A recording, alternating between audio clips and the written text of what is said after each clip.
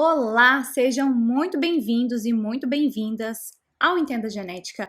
Hoje nós vamos conversar sobre um assunto que é muito pedido aqui no canal, que se trata de prorrogação de trabalhos envolvendo genética de populações. Então, pode ser que você não esteja passando por isso, mas você conhece alguém que está passando, compartilhe esse conteúdo que eu tenho certeza que pode contribuir bastante para quem está num momento delicado como este. E você está então no Nath Responde, um programa em que eu trabalho aqui questões voltadas para que você tenha o seu domínio nas análises e interpretações de dados em genética de populações.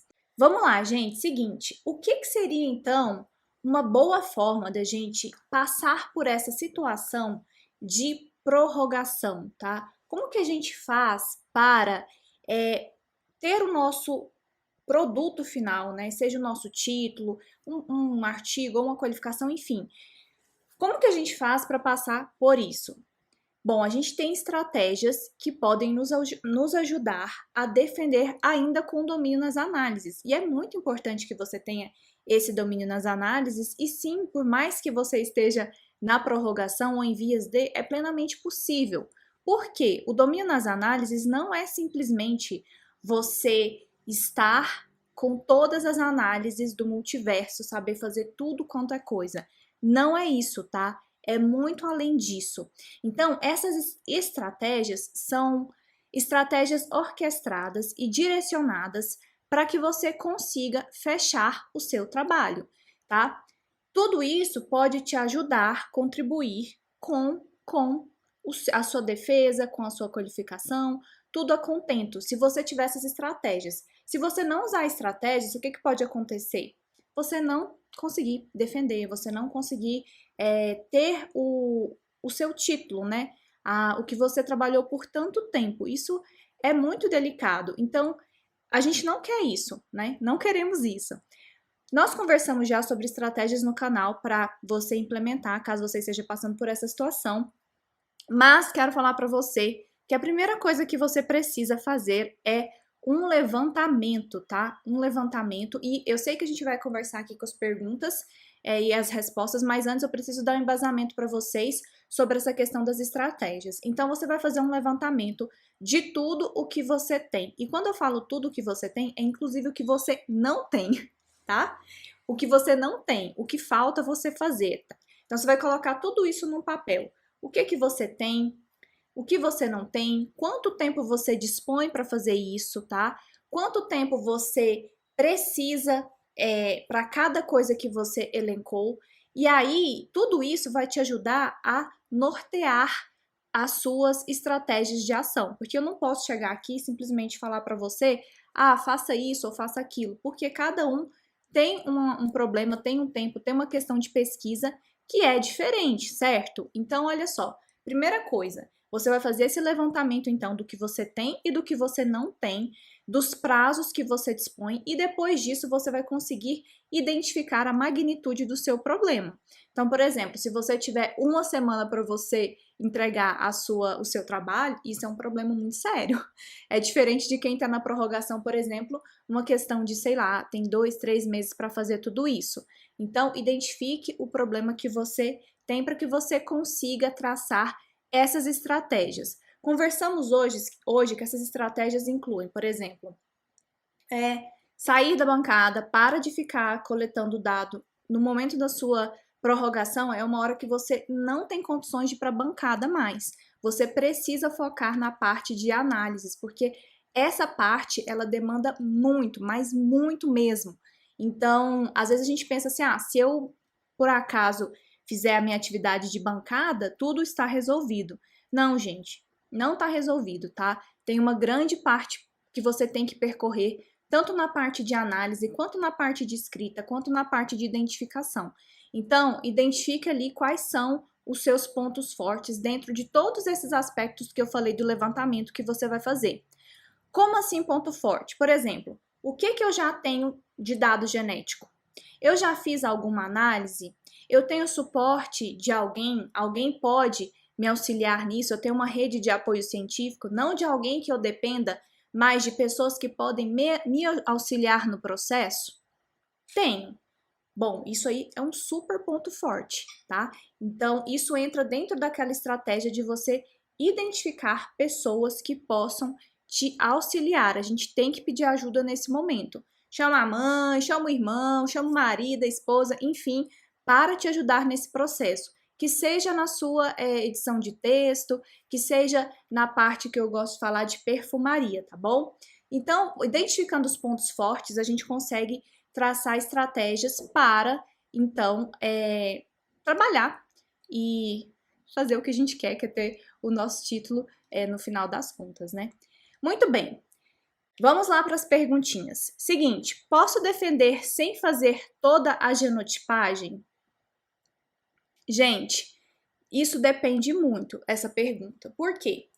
Pode ser que você tenha genotipado uma quantidade que é o suficiente para você defender. Às vezes a gente sempre fica pensando, não, eu tenho que genotipar mais, tá faltando dado, tem que fazer, tem que fazer. Só que vários programas nem exigem a quantidade de dados que a gente genotipa. Então, de repente, você vai estar gastando dinheiro, tempo, que você não tem, definitivamente que você não tem durante uma prorrogação é tempo, fazendo uma coisa que nem vai alterar o seu resultado. Porque do ponto de vista estatístico, você tem, digamos assim, uma estabilização nos resultados. Então, olhe primeiro isso. Por isso que eu falei sobre a questão do domínio nas análises. O domínio nas análises não é só apertar botões. Porque quando você sabe que determinadas análises, elas exigem um determinado número amostral, você não vai ficar se matando para conseguir, por exemplo, sei lá, já vi casos, né, de pessoas que chegaram para mim falando, nossa, eu tenho só 100 indivíduos aqui, eu não vou conseguir defender. Gente, 100 indivíduos de população natural, Brasil. 100 indivíduos de população natural é muita coisa, cara. Então, veja o que você pode fazer com esses indivíduos que você tem. Tem gente que manda também, nossa, eu coletei 50 indivíduos, eu não consegui fazer a genotipagem ainda, eu preciso coletar mais, 50 indivíduos numa população. Se você tem de 25 a 30, e tem até artigos que colocam um pouquinho menos do que isso, você já consegue uma estabilização nas suas análises de diversidade. Então, por que você vai ficar ali se matando, entendeu? Para fazer uma coisa que nem vai acrescentar tanto assim no seu trabalho. A sua parte intelectual é o que importa. O que importa é você saber elaborar perguntas e chegar nessas respostas. Então, se não vai ter uma diferença, se não vai agregar nada, por que você vai ficar perdendo tempo? Eu já falei que uma das estratégias que eu acho assim, de verdade, para mim é um ponto assim, pacífico, mas é claro que tem exceções, mas é assim, bancada, se você tá na prorrogação, não vai mexer com isso. Não vai mexer, porque lá na frente, quando você for passar pelo processo de defesa, que os pesquisadores, que os membros da banca forem questionar, eu nem gosto muito desse termo, né, defesa, eu particularmente gosto mais de falar sustentação, né, das ideias, sustentação da dissertação, sustentação da tese. Eles vão te fazer perguntas e eu te garanto que não vão ser perguntas ali do seu dia a dia dentro do laboratório. Eles vão fazer perguntas em relação às suas análises, às suas interpretações, todas essas coisas, tá? Então, vamos lá. Posso defender sem fazer toda a genotipagem? Dependendo do número de indivíduos que você tem, você pode. Você pode defender completamente sem fazer toda a genotipagem. E se você tiver um número de indivíduos que, digamos assim, talvez fosse legal você ter um pouquinho mais, mas não dá tempo. Você conversa com o seu supervisor para ser feito isso depois. 2, faça análises que você consiga utilizar esse N amostral. Então, você pode fazer, por exemplo, caracterização da diversidade genética, você pode fazer a identificação de grupos genéticos, explorar esses grupos genéticos no espaço e não necessariamente fazer abordagens populacionais concernentes a várias populações que talvez você precise de um N maior. Eu trabalhei com microsatélites, publiquei um artigo que eu tenho populações com 5 indivíduos. Nossa, mas 5 indivíduos não têm poder estatístico, como assim? Porque eu usei as análises estatísticas que seriam, então, adequadas para um N amostral como esse. As minhas perguntas, elas foram direcionadas para aquilo que eu conseguia responder. Tem uma diferença, gente, entre o que eu quero e o que eu consigo, tá? Então, eu quero responder uma pergunta X, mas os dados que eu tenho não conseguem responder essa pergunta.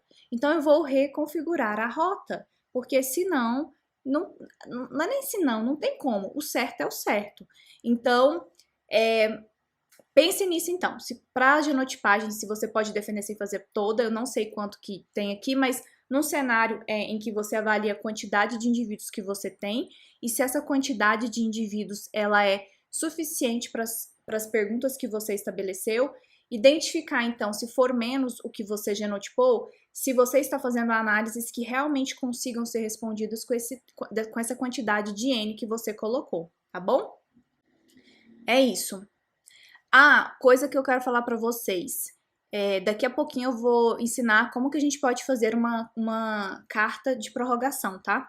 Esqueci de falar isso no começo, mas para que vocês coloquem a mão na massa e saibam como vocês podem fazer uma carta caso isso ocorra com vocês. Eu torço para não, fiquem aqui comigo, que todo o trabalho que a gente faz aqui dentro do Entenda Genética é para que isso não ocorra, para que vocês tenham o domínio nas análises e interpretações dos seus dados, sem precisar passar por isso, mas se passar por isso também, eu passei por isso e eu tô aqui justamente conversando com você sobre esse processo de prorrogação, porque eu sei que é uma coisa que dói muito e eu sei que a gente precisa de uma orientação adequada nesse sentido, tá bom? Outra coisa, se você não concluiu toda a sua genotipagem, uma coisa que você pode fazer é verificar se já foram feitos trabalhos de genética de populações com o organismo que você está a estudar. Então, você olha o organismo que você tem, verifica se tem esses trabalhos, e se você tem trabalhos publicados, e esses trabalhos foram publicados com o mesmo conjunto de microsatélites que você utilizou no seu, por que você não pode juntar esses dados, entende? Então, pense também nessa complementação, beleza?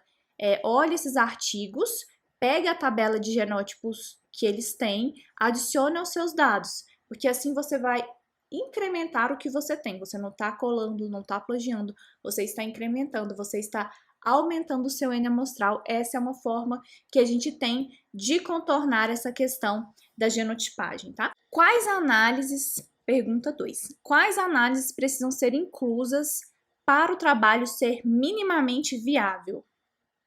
Esse é um questionamento bem legal, tipo, eu não tô com tempo agora, eu tô na prorrogação.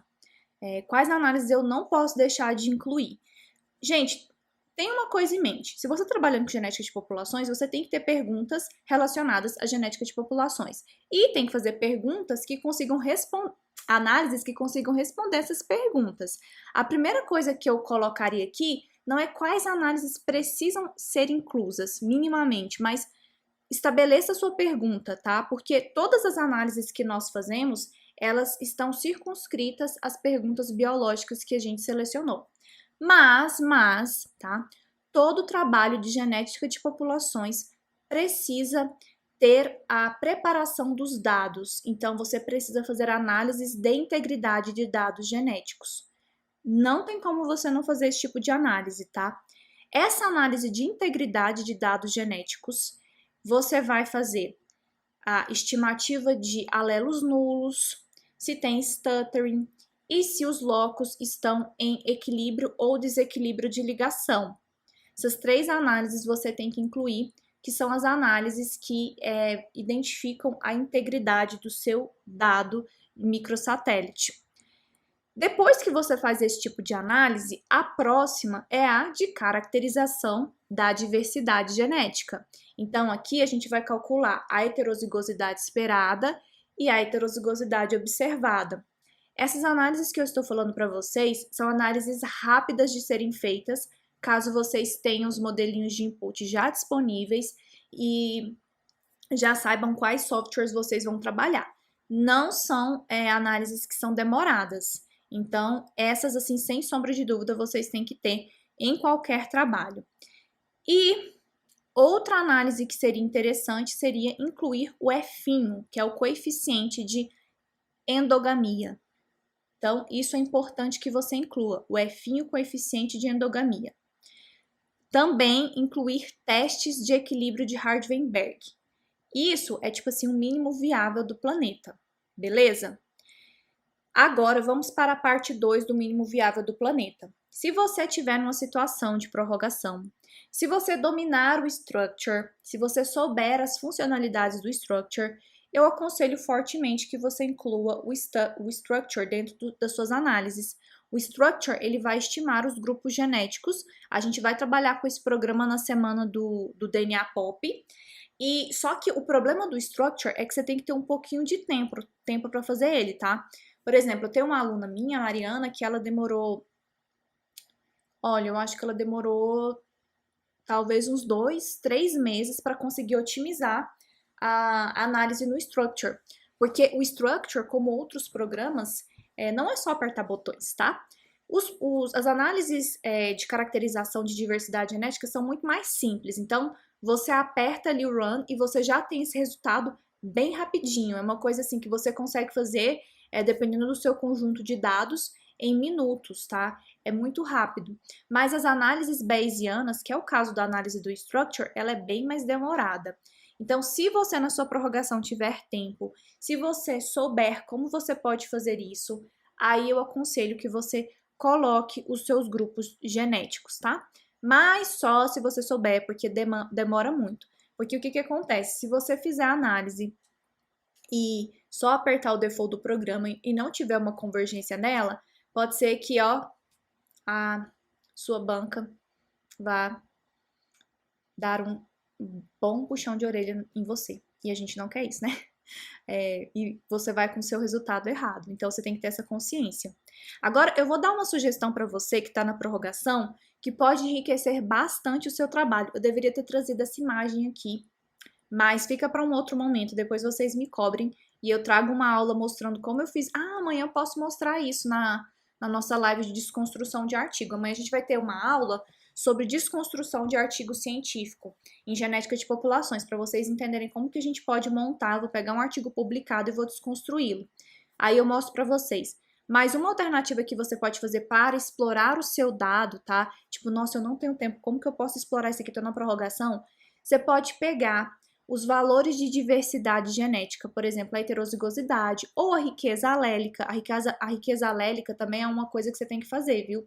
Inclusive, considerando essas análises aí que tem que ser inclusas, você precisa, as análises básicas, né, tem que incluir também a porcentagem de locos polimórficos, você tem que incluir se tem alelo privado ou não, você tem que incluir também essa caracterização, por exemplo, número de alelos por população ou número de alelos por loco, toda essa parte de caracterização que geralmente esses arquivos eles soltam, tá? A riqueza alélica também é uma métrica de diversidade. Então, uma coisa que você pode fazer é pegar o mapinha de distribuição das suas populações, pega lá o seu mapa com essas populações plotadas e aí você vai pegar os valores de diversidade genética e vai plotar no mapa, tá? Você vai plotar esses valores no mapa. Como assim? Não tô entendendo, Nath. Por exemplo, vamos supor que isso aqui é um mapa, tá?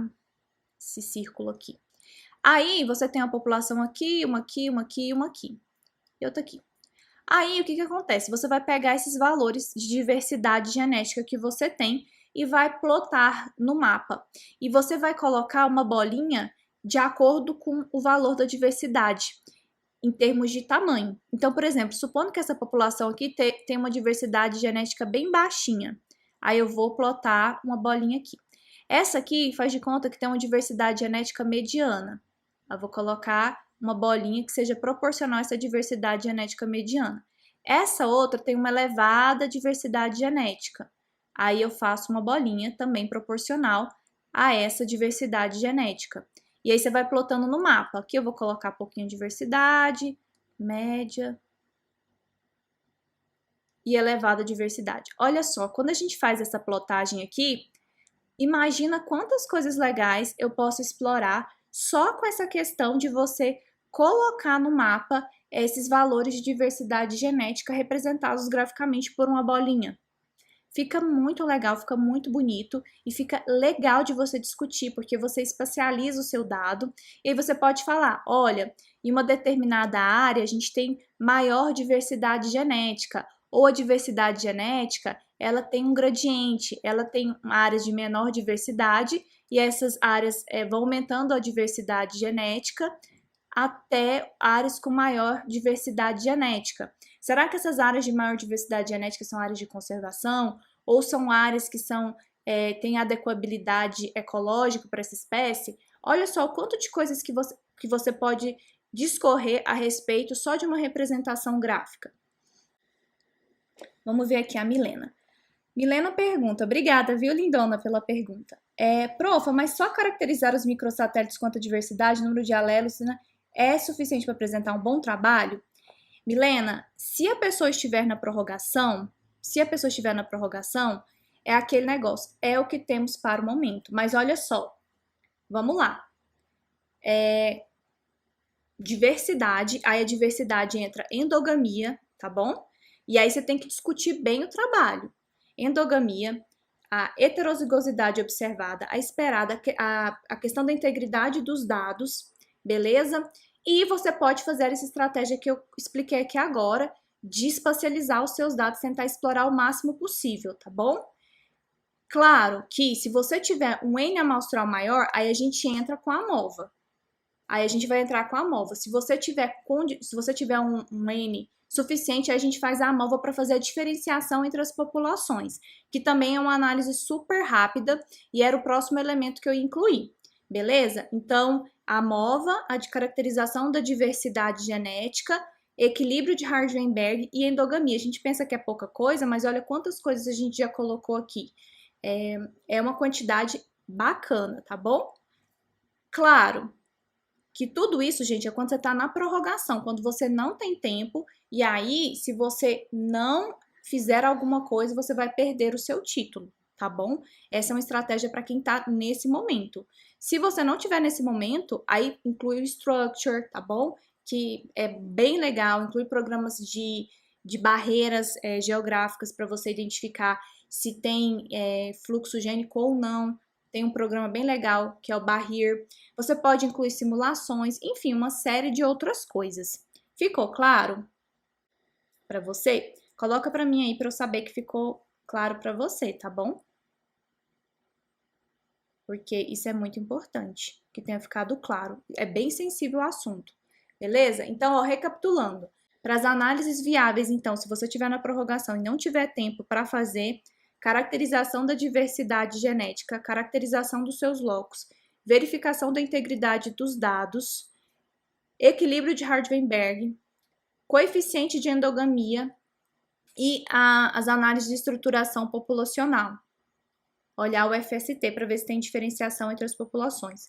Se você tiver um pouco mais de tempo, parta para o Structure, porque é bem interessante que você inclua esse tipo de análise. Geralmente as publicações não passam sem análises no Structure. Que bom, Milena. Fico feliz, porque isso aqui é muito sensível. Então, só para vocês saberem, é realmente uma estratégia para quem está na prorrogação.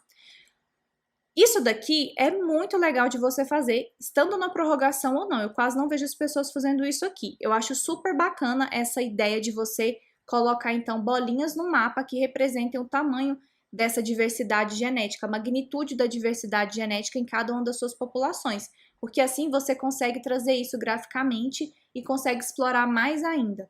Então, tentem explorar os dados que vocês têm. Isso pode ser muito interessante quando você consegue fazer imagens, quando você consegue discutir, tá? Uma outra estratégia que você pode fazer quando você não tem condições e nem tem tempo para fazer mais análises, você pode pegar valores de diversidade de outros trabalhos que trabalharam com o mesmo organismo que você, e aí você pode fazer algum trabalho de revisão comparando essas diversidades genéticas, identificando como que foi o resultado de cada trabalho e fazendo um levantamento geral sobre isso. Então, você pega os seus valores de diversidade genética e aí você começa a fazer um trabalho geral para organismos filogeneticamente próximos. Então, por exemplo, se você trabalha com espécie de sapinho, pega todos os trabalhos que foram feitos com a família daquele sapinho e coloca e discorre. Você pode, inclusive, pegar os valores de diversidade genética que esses trabalhos fizeram e colocar num mapinha também desse jeito e comparar com o seu, ou simplesmente trazer ali um apanhado geral sobre diversidade genética daquelas espécies. Isso é uma estratégia que eu acho super legal, tá? Porque essa aqui você não depende de bancada, você não depende de fazer análises, né, que demandam muito tempo computacional, beleza? E aí, por exemplo, num caso de quem está defendendo um doutorado que talvez vai precisar de mais dado ali, de um trabalho mais robusto, essa pode ser uma boa alternativa associada com a cienciometria, que a gente já conversou em outro momento. Se alguém tiver dúvida, coloca para mim que a gente pode falar sobre isso. E até a gente tem um canal que ainda está começando, mas eu vou trazer muita coisa de conteúdo de metodologia científica, se chama Sua Pesquisa Científica. E aí a gente conversa muito sobre essa questão da cienciometria, que com certeza salva peles. Bom, mas voltando então para essa questão de estratégia de tempo e sobre essas análises minimamente viáveis para serem inclusas, eu quis trazer uma reflexão aqui para vocês sobre isso, porque esses trabalhos de genética de populações, dependendo da análise que você for fazer, eles demandam muito, muito, muito, muito tempo. Então, o que você precisa fazer é estabelecer quanto tempo você precisa para cada coisa. Por exemplo, essa minha aluna que eu disse demorou 3 meses para que ela otimizasse o structure. Todo mundo vai demorar 3 meses? Não. Mas para o conjunto de dados dela, que era muito grande, eram muitos SNPs, ela demorou 3 meses para fazer isso. Então, a gente tem que saber quanto tempo uma análise demanda mais ou menos. Porque vamos supor que um orientador chega lá e fala assim, olha, eu quero que você faça uma análise no Lamarck. Lamarck é um programa que estima migrantes, tá? Número de migrantes. Essa análise, ela demanda horas, muitas horas, e não é meses às vezes, semanas, e não é uma análise que você consegue fazer no seu computador. Se você fizer no seu computador, ela vai demorar tempo demais, ela precisa de uma boa máquina. Então, se você tiver, por exemplo, sei lá, 2 meses de prorrogação, faz sentido você incluir esse tipo de análise? Não faz. Então, o que você tem que pegar, se você não tiver feito as análises durante essa prorrogação, é pegar as análises que você deseja fazer e aí você vai pegar o tempo mais ou menos que essa análise demora para ser feita, considerando se você domina fazer essa análise ou não. Porque se você tiver que aprender, aí vai ser mais tempo ainda. Então, faz esse balanço e aí, a partir disso, você consegue identificar quais você pode incluir, você consegue incluir na sua análise ou não. Porque ainda tem um outro ponto aqui muito sério. O que você consegue incluir? Né? O que você tem o tempo para incluir? Então, olhe bem para os seus objetivos da sua pesquisa, suas perguntas científicas e avalie lá as análises que você quer fazer, o tempo que cada uma delas demanda e se você realmente tem disposição não, né? Se você tem disponibilidade de tempo para isso. Então, depois que você fizer esse levantamento de quanto tempo cada coisa exige, você vai conseguir fazer um dimensionamento de tempo que seja coerente com aquilo que você tem.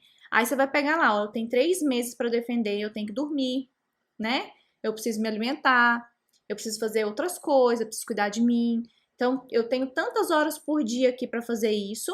Essa análise aqui fica correndo sozinha no computador, então não tem problema. Por exemplo, o structure você pode deixar correndo. Considere que a energia pode acabar. Se a energia acabar, você tem que começar tudo de novo. Aquelas análises básicas, então, para você calcular diversidade genética, se tem endogamia, equilíbrio de Hardy-Weinberg, AMOVA, tudo isso você consegue computar assim rapidinho mesmo. Em questão de um dia, se a pessoa pegar e souber todos os modelinhos de input, ela consegue gerar. O structure não. Então, nesse caso, se acabar a energia, você consegue fazer e tranquilo. Se o structure acabar a energia, você tem que voltar e refazer tudo novamente, tá? Isso é uma coisa muito importante para você ter em mente. Porque não é questão de sua capacidade. Eu sempre falo isso, gente. Quando eu sugiro para vocês pensarem quais análises devem ser inclusas numa prorrogação, não é porque você não tem capacidade de fazer aquela análise, não tem nada a ver com isso. É porque você tem uma coisa que chama elemento temporal e tem uma outra coisa que chama custo de oportunidade. Seria muito maravilhoso se eu fosse para minha defesa com análise no Structure, com análise no Lamarck, com análise no Barrier, ou se eu fosse com um monte de indivíduos genotipados, seria. Eu tenho condições de fazer isso? Tenho, mas o tempo que eu disponho é o suficiente? Não. Se eu for fazer e o tempo não é suficiente, eu vou perder o meu título? Sim. Logo, eu não vou fazer isso, tá? Então, sempre pensem em quem realmente está com o tempo correndo, beleza? O que você faria? Agora, vamos entender aqui como que você poderia escrever uma carta de prorrogação espero que você não precise, mas caso você precise, vamos aqui explicar para vocês como que você pode fazer uma carta de prorrogação. A carta de prorrogação, ela vai ter 3 elementos principais. Primeiro, você tem que requerer, você tem que fazer um requerimento. Você vai colocar lá o que você quer. Isso tem que ficar muito claro já no início da sua carta. Depois, você tem que justificar o porquê você está requerendo aquilo e incluir uma nova data para a sua defesa. E aí, nesses 3 aspectos aqui, você tem que pegar o regimento do seu programa ou da sua universidade e dar uma olhada em como fazer isso. Inclusive, gente, para vocês terem noção, muitas vezes eu tô com algum artigo submetido e eu não consigo fazer todas as correções no tempo que a revista me deu. Eu vejo muitos amigos arrancando os cabelos, falando, meu Deus, não consegui, vou perder, vou ter que começar tudo de novo. O que eu faço geralmente? A mesma coisa. Eu pego, faço uma carta de prorrogação, mando para a revista e falo, querido editor, não consegui fazer o que foi pedido por causa disso e disso e disso. E aí, assim, até hoje eu nunca recebi uma resposta negativa. Peraí, só um minutinho, vamos lá para as perguntas. Leide, eu quero saber mais informações do Barrier. Olha, o Barrier eu acho super legal.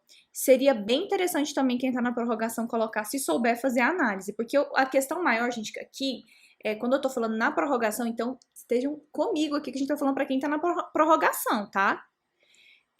Se você souber fazer, ele é rápido de fazer. Se você não souber fazer, demora para fazer, para você aprender a fazer, entendeu? Basicamente é isso. Quando você tem um tutorial e já sabe fazer, é relativamente rápido. Mas se você for parar para sentar e nunca tiver mexido, pode ser que não seja tão rápido, juntando todas as coisas que você tem para fazer. Mas o Barrier é um programa super legal em que ele estabelece barreiras geográficas para você ao fluxo gênico. Amanhã, quando eu for fazer a aula de desconstrução de artigo científico, eu vou mostrar essa análise para vocês entenderem o que eu estou falando exatamente. Mas ele identifica quebras genéticas entre as populações que você tem. Aí ele inclui coordenada geográfica e inclui matriz de distância genética. Obrigada, viu, Leide? Jonatas. Oi, Natácia. Boa noite. Boa noite, Jonatas. Esse programa Lamarck eu consigo rodar no servidor? Eu tenho apenas uma população composta de diferentes genótipos e a análise do structure dividiu meus dados em 2 POPs. Você consegue rodar no servidor, tá? Só que, deixa eu te falar uma coisa.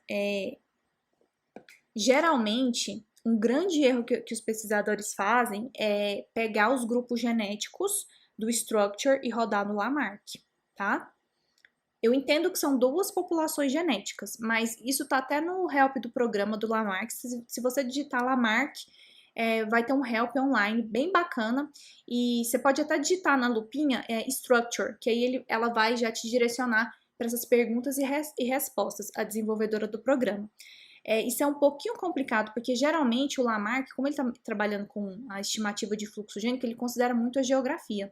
Então, se você tem só uma população, por mais que você tenha 2 grupos genéticos distintos, como que você vai avaliar migração dentro dessa região geográfica? Entende o que eu estou falando? Então, particularmente, se você for utilizar o Lamarck, eu não usaria para estimar migrantes, porque não vai fazer sentido, provavelmente, com a sua pergunta biológica. Mas, Jonathan, eu usaria para fazer, por exemplo, você pode verificar lá, tem uma análise que chama G. Esse parâmetro G é para fazer uma estimativa se as suas populações elas estão em crescimento populacional, se elas estão retraindo ou se elas estão estáveis, do ponto de vista demográfico, tá bom? Aí pode ser bem legal, porque daí você tem insights sobre a questão demográfica do seu grupo. O que mais? É isso. Beleza, então vamos lá. Como que a gente faz essa carta? Lembrando, nunca se esqueçam de, no momento que você for fazer uma carta de prorrogação para sua dissertação, monografia, tese ou, como eu falei para vocês, até mesmo revistas, lembrem que você tem esses 3 aspectos, que é o requerimento, o que você está pedindo ali, tem que estar claro na primeira linha, tá? A justificativa e também a nova data que você pretende defender, tá? E aí, quando você for fazer isso, associe com o regimento do seu programa, porque senão não vai funcionar.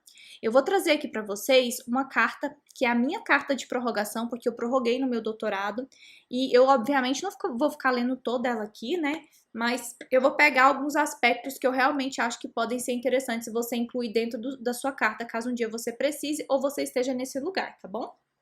Primeira coisa, a gente faz uma carta bonitinha, tá? Com aspecto visual legal, não entrega um negócio bagunçado não, tá? Porque a gente também lê com... não é simplesmente as palavras, a gente olha o esmero, o cuidado. Então, isso aqui é importante, tá? Então, eu sempre gosto de colocar aqui o rodapé, no rodapé não, a parte de cima, o cabeçalho bem certinho, Constituição e tal. Aqui você vai colocar a data, onde está essa tarjinha preta aqui, onde estou circulando. Depois você vai colocar o nome do seu coordenador ou coordenadora do seu programa.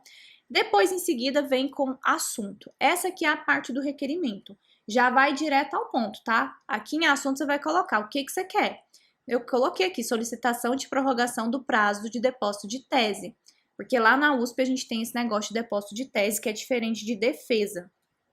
Então lá a gente, na minha época, né, que eu acho que isso mudou, depositava a tese que eu acho que uns 3 meses antes da data de defesa, isso era obrigatório. Então precisei fazer essa carta.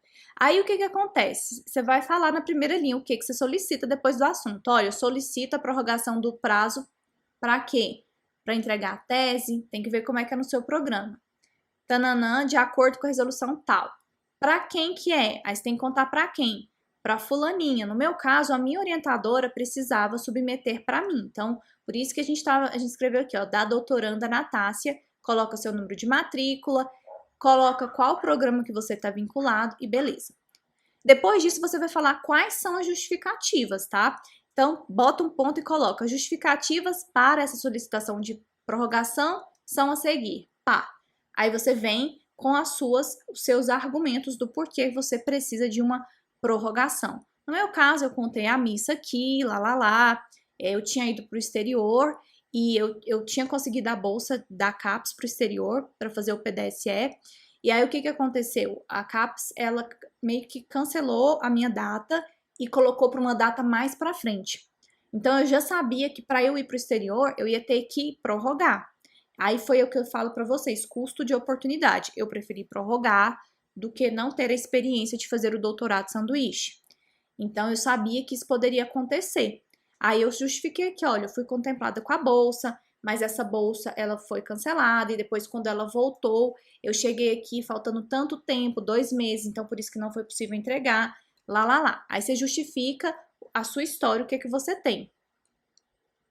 E aí, o que acontece que é interessante? No meu caso, eu acrescentei dados, tá? E porque eu acrescentei dados nas minhas análises, eu precisei fazer outras análises estatísticas. E eu queria incluir essas análises estatísticas na minha tese, e o tempo que eu tinha não era suficiente. Na verdade, eu nem tinha rodado. Então, eu justifiquei aqui que eu queria incluir as novas abordagens que eu tinha aprendido no exterior e essas análises estatísticas, tá bom? Depois eu justifico que mudou, esses dados que eu acrescentei mudaram as abordagens planejadas para elaboração e tudo mais. Então aqui você vai justificar o que aconteceu com você. Pode ter sido porque a pandemia não permitiu com que você fosse ao laboratório, ou simplesmente porque você não conseguiu gerar os dados, ou que não teve financiamento, enfim, que você precisa de mais tempo para analisar, você pode justificar isso daqui, tá?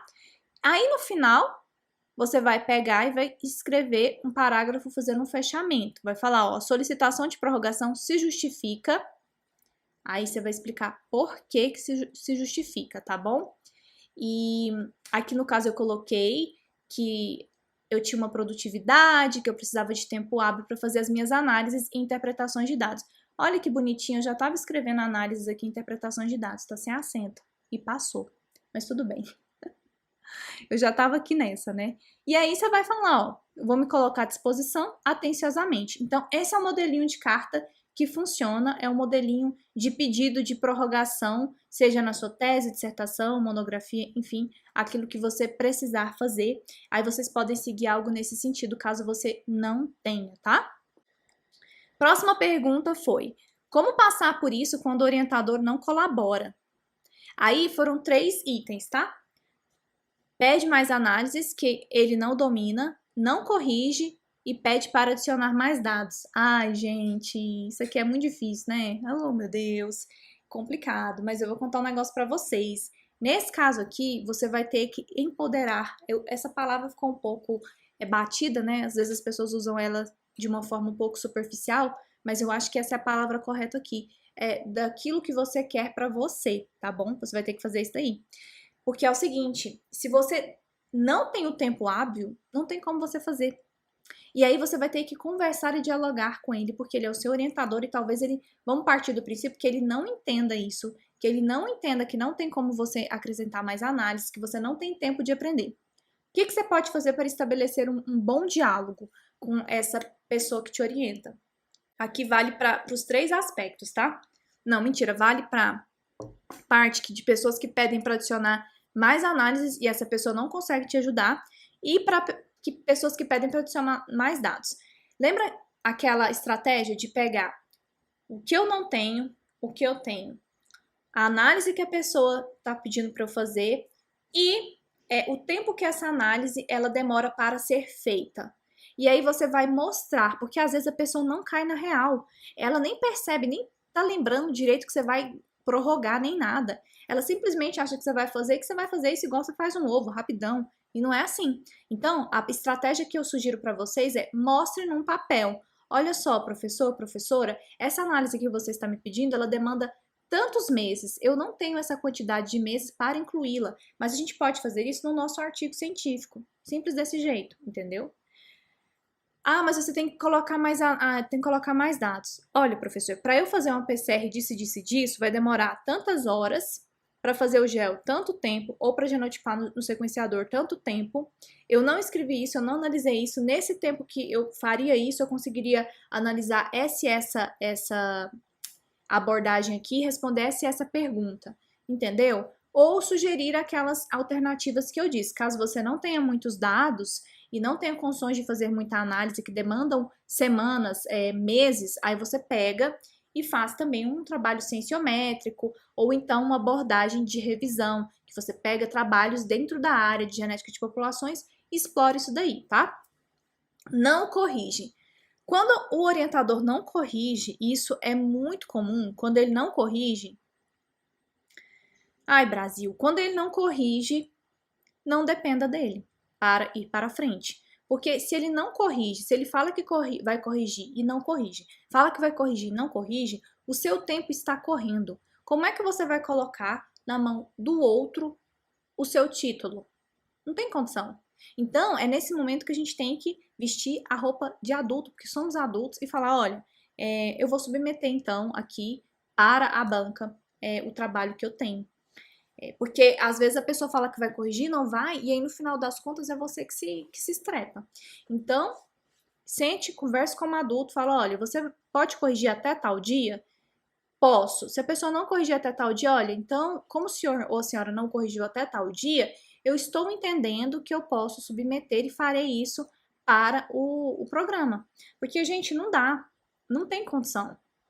Você tem que realmente tomar conta da sua vida, da sua pesquisa. Se a pessoa não faz a parte dela, você faz a sua, que é ir para sua defesa. Nesse momento, você tem que tentar se reinventar, tá? E tudo isso que eu conversei aqui com vocês foi justamente se reinventar, fazer uma análise do que você tem, fazer uma análise do que você não tem, tentar.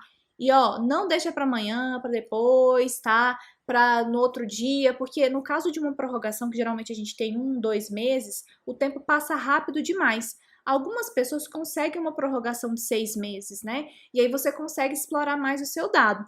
Mas você também tem que pensar no custo de oportunidade. Será que 6 meses a mais eu estou disposto, do ponto de vista financeiro, do ponto de vista de saúde mental, a continuar do jeito que está? Ou seria melhor eu defender com o que eu tenho e aprimorar os meus dados depois, construir meu artigo científico? Não sei, eu não posso dar resposta para você, isso é particular de cada um, você tem que ver o que funciona melhor para você. Mas num caso de prorrogação, não pense em começar amanhã, comece agora, faça a lista das coisas que você precisa fazer, do tempo que você dispõe, converse com o seu orientador orientadora para você traçar um plano de ação. Porque só com um plano de ação você vai conseguir fazer isso com domínio. Porque eu falei para você que é plenamente possível você ter domínio nas análises e interpretações ainda na prorrogação.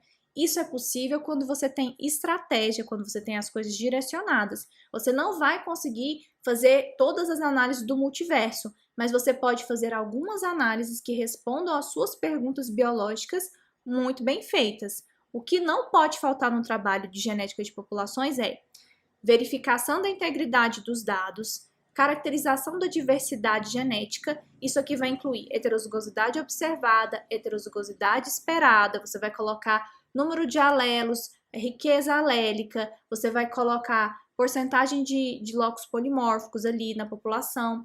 Não pode faltar o coeficiente de endogamia, de jeito nenhum, você tem que colocar teste de equilíbrio de Hardy-Weinberg e a MOVA, se você tiver os seus dados suficientes, tá bom? E é isso, gente. Essa foi nossa conversa sobre perguntas e respostas aqui sobre o aspecto de prorrogação. Se você conhece alguém que está passando por isso, compartilhe esse vídeo, taca dedo no like, faça com que a comunidade científica cresça aqui dentro da plataforma do YouTube. Eu tenho certeza que pode ajudar muitas pessoas. Eu gostaria muito, mas muito de ter escutado essas coisas quando eu estava na prorrogação, porque eu, digamos assim, eu fui mexer com análise no Lamarck, sabe? Análise no BIST, coisa que eu não tinha tempo hábil e eu, inclusive, não pude utilizar essas análises porque eu não consegui fazer estabilização. Então, tenha isso em mente antes de você enfiar o pé na jaca, tá? Tenha em mente o que você pode fazer com o tempo que você vai fazer. Isso não significa que você é maior ou menor que ninguém. A gente não pode ficar se comparando com os outros. Eu achava que eu tinha que ir com a tese perfeita, que eu tinha que colocar todas as análises possíveis.